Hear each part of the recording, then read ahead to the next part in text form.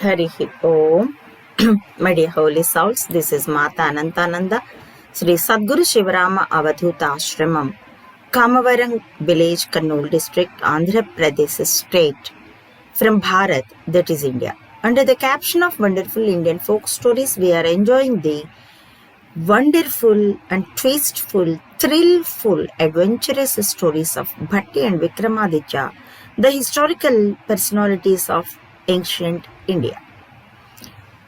And this is the story about the ruling of Vikramaditya, the death of son of a Brahmin, Vedakovida, his blame on the king.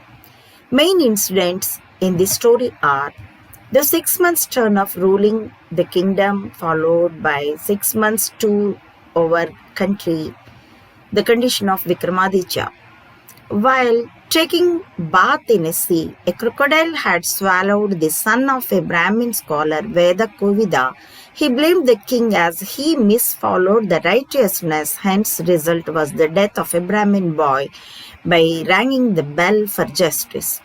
Vikramaditya assured him that he could bring back the boy, and as the time of tour over countries had arrived, he left Ujjain by allotting the ruling power to Bhatti. The outcoming skills from this story are: we get pleasure by the way of conversation in the context of Vikramaditya's condolence to Vedakovida and the mutual respects and regards between Bhatti and Vikramaditya. The story starts like a slow and small river and consecutively gains the speed of waterfall. By sensing such, we feel thrill. Such is the narration of the story by the idol Komala Bhashanavalli. Okay, let us enter into the story. And this is the story was telling by Komala Bhashanavalli, the third idol on the golden throne to Bhoja Maharaja. She was continuing, well, Bhoja Maharaja, be alert and follow my story with carefulness because you want to know the characteristics of Vikramaditya. After subjugating Betala and after killing the pseudo saint Jnanasila, with victory, Vikramaditya returned to Jain, and he was ruling the country by sitting on this throne. And Bhatti, his brother, was very assisting to Vikramaditya. Days were passing happily. People were very happy in his ruling because he was not sucking the blood of the people as taxes. He was taking only 1/6 part of their income, either from agriculture or from any other profession and caste professions like pottering and clothes weaving and making of the ornaments, like whatever it may be, the profession. He was taking only 1/6 part of their income, not a turnover even. So weather was very supportive, and the farmers were not suffering by the rain's insufficiency or else over rain or deficiency of rain, or they are getting the timely rain also. So crops were very prosperous and people were peaceful. And because the king was not taking so much of a tax, so that they were very happy. That's why on the occasions they were giving the rich people, efficient people, they were giving the gifts to king. As a return, the king also rewarded them with some gifts, and he was giving donations to the poor people, and they were supporting the poor and inefficient people and handicapped people like that. And everybody was happy in the ruling. So days were passing like that. One day, actually in the Ujjain city, there was a Brahmin by name Vedakovida. Just like his name, he was very scholar, and he well studied all the 4 Vedas and 6 Sastras, 6 Darshanas, 18 Puranas, 18 Upapuranas, and all the Upanishads and everything, and 64 art forms also he learned. People were very giving very respect to that scholar for every problem. Most of the people used to visit him to get his advices, like that. Actually, but he had one weakness like that in fate, or else he had no children. That's why he done penance towards God Shiva, so that he got a male child. He was very happy with high petting and love and affection. He was bringing him, making him to grow. He, the boy got the age of 7 years old. Meantime, he started to educate him from the childhood itself.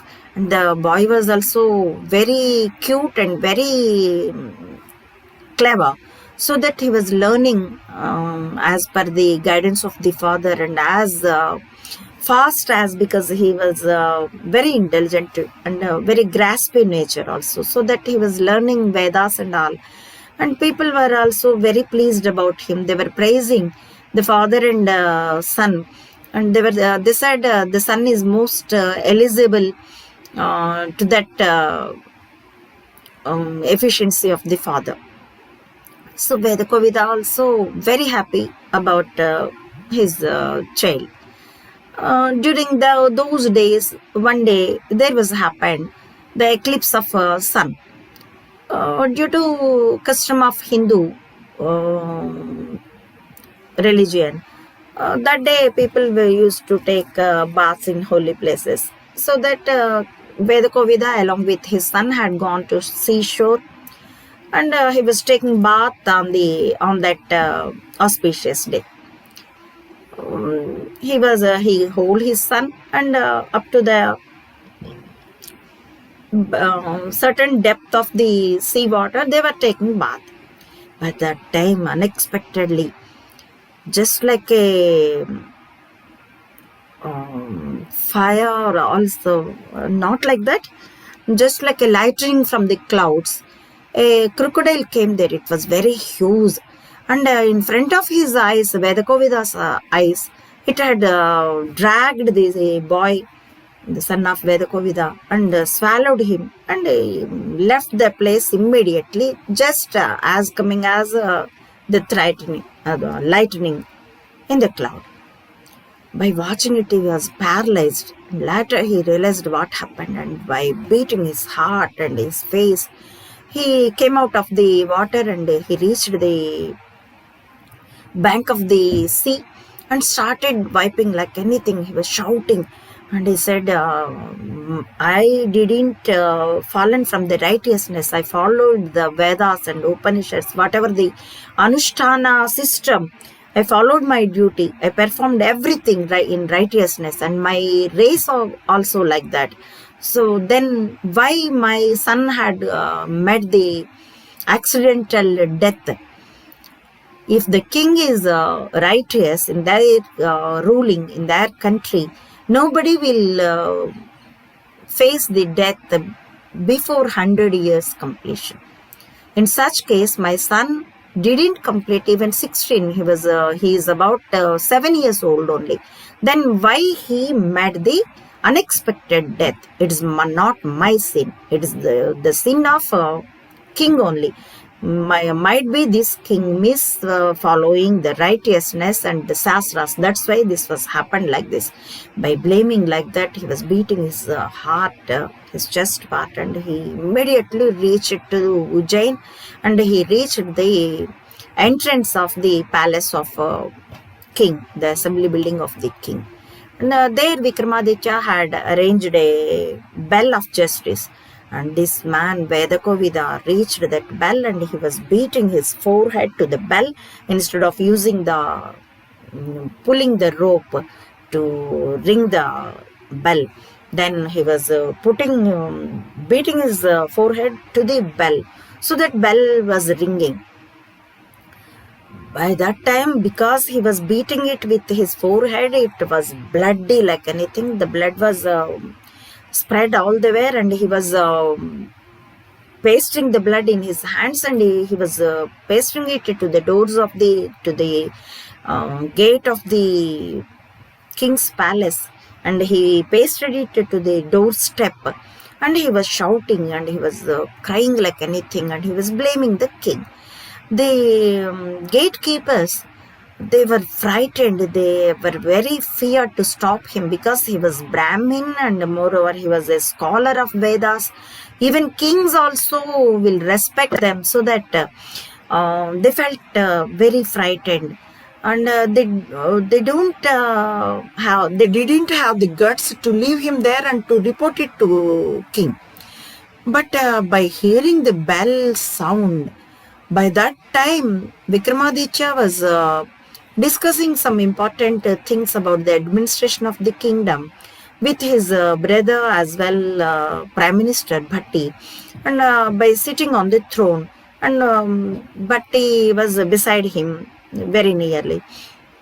By hearing that bell, Vikramaditya felt very surprised and said, "My dear brother, my dear Minister Bhatti, since we arranged that bell there, nobody had ring it. But now we are hearing the terrific sound of that bell. What happened? We don't know. Which danger? We don't know. To whom we don't know. But by hearing that bell sound, I'm feeling very bad. Why should I sit on this throne if people met such an danger to ring the bell of the justice? My dear minister, you please go to the entrance and know what happened, and inform it about me. Inform it to me about it." He said like that. Immediately, as the flying like that, Bhatti reached to the entrance. What he saw there, a terrible sight was there, with bloody hands, bloody face, and bloody body. The Brahmin scholar, he was shouting and beating his chest and shouting, crying like anything. He was blaming the king. And Bhatti, he was first moment he was not able to understand what was happening, and he was almost frightened, because by watching a Veda scholar, if he cursed the kingdom or else the king, there would be terrible situation to come up. That's why Bhatti was frightened, and slowly he reached the Vedakovida and said, "Oh, great Brahmin Vedakovida, please don't shout like this. Don't vibe like this. What happened to you? We are here to assist you, to remove your problems. We solve your problems. The king is there, and you are beating the bell of justice also. The king sent me to receive you. What happened? Please come with me. I'll take you to the king. He'll solve your problem." But that man, he refused the proposal. He said, because this king is a sinful man, he done something wrong in implementation of shastras and righteousness. That's why my son, not even got 16 years, he is only about 7 years. He met the accident. The crocodile in the sea had swallowed my son. By losing my son, the only one whom I get after long time penance towards Mahadeva, Mahashiva, I lost him. After losing my dearest son, I don't like to live. And now I am also going to die. This sin will go to the king and this kingdom. I am the resident of this bad city, Ujjain. My name is Vedakovida. I'll curse the city. He was shouting like that.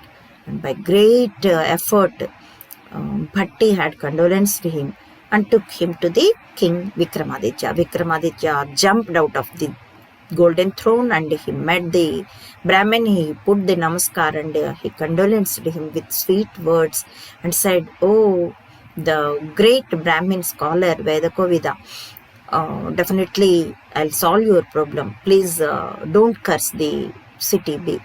By the way, people will suffer like anything. I'm here. Unless I help you, I solve your problem, I won't lead my life. Trust me."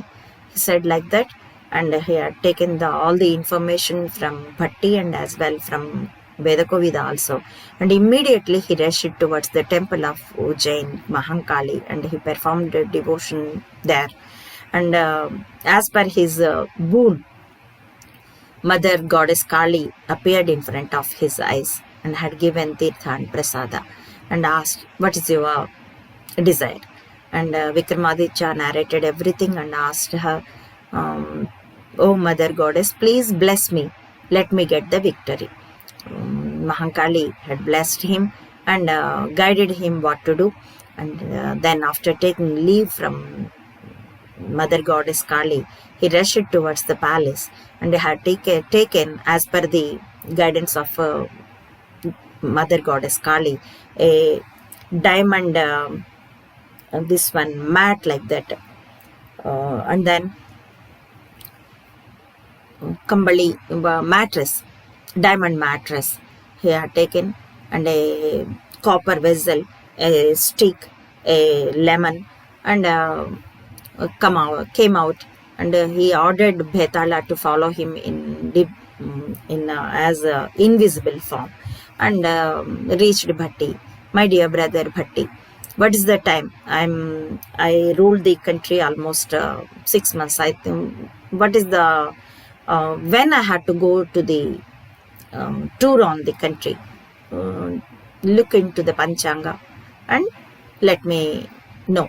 Then by referring the books, Bhatti said, Vikramaditya, "Oh, your majesty, my dear king, my dear brother, today your time limit had completed. Now today you have to go to tour on the country as per our condition."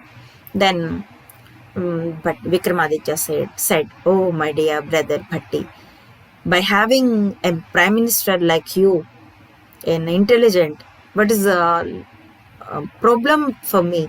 I'll be very comfortable. Okay, I'm taking leave. Take this golden ring, the diamond ring, as the symbol of the king, and rule the country with righteousness, with high responsibility till I return.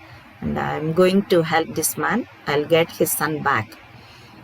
He said like that. And Bhatti said, "Oh my great king and my brother, you don't have any times about the administration of the kingdom. I'll be here to look after everything, and you please complete your tour on country and solve this scholar's problem."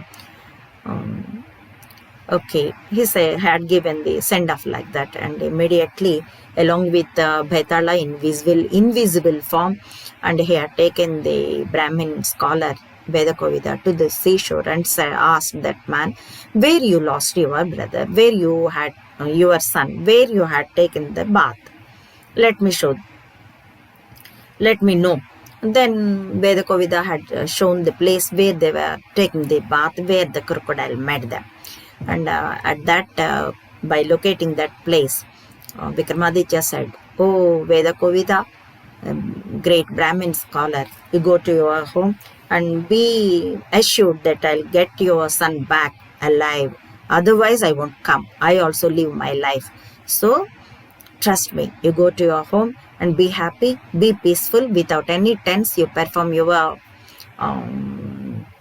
practice of Atman, and I'll bring him back. As if your son is with you, you feel happy and comfortable in your city and spend the time. I'll return within 6 months. Trust me." He said like that, and they had sent him back. And Vedakovida also said, "Oh great king, I didn't expect this much of help from you. So I blamed you. Being known the Shastras, Vedas, I could not control my grievance by losing my son. Please forgive me." He said like that, and Vikramaditya said, "It doesn't matter. I can understand your grievance. So go home and be peaceful." Then Vedakovida left the place, and Vikramaditya had spread the golden diamond mattress on the sea water. And by grasping the idea of his master, Vikramaditya, the Bhetal could understand the decision of Vikramaditya. Then he entered into the diamond mattress. Then it started to travel on the sea water just like a ship. Then what will happen? We can continue in the coming up video. Harihi Om. Thank you for watching.